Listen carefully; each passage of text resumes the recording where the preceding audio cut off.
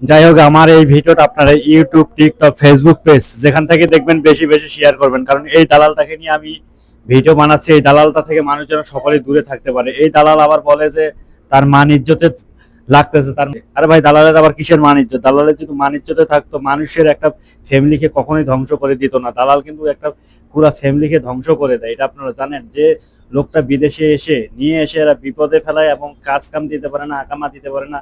ভালো কোম্পানির নাম ব্যবহার করে মানুষকে নিয়ে আসে, মানুষকে নিয়ে আসার পরে কি বিপদে ফেলায়, যে মানুষটাকে নিয়ে আসে সেই মানুষটা একমাত্র বুঝে। এরা এরা বলে যে এদের নাকি মান ইজ্জত আছে। আরে ভাই, দালালের কোনোদিন কোনো মান ইজ্জত নাই ভাই। ভিডিওগুলো বেশি বেশি শেয়ার করবেন। ও আমাকে নিয়ে, আমি ওর বিরুদ্ধে ভিডিও বানাই, ও আমাকে নিয়ে কথা বলে আমি নাকি ভিউ ব্যবসায়ী করে। আরে ভাই, তোরা যে মানুষকে নিয়ে আসি, মানুষকে বিপদে ফেলাইস, তোদের তোদের আবার কিসের মান ইজ্জত? তোদের কোনো মান ইজ্জত নাই। তোদের যদি মান ইজ্জত থাকতো তাহলে মানুষের সঙ্গে তোরা ভালো কাজ করতিস।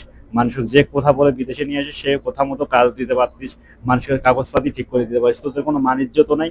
তোরা মান ইজ্জত নাই নাই বিধায় তোরা মানুষের সঙ্গে এরকম প্রতারণার ফাঁদ পাতিস। ঠিক আছে, তোদের প্রতারণার ফাঁদ আমি যে এগুলো তুলে ধরতেছি, এগুলো সকল মানুষগুলো বুঝে যে দালাল।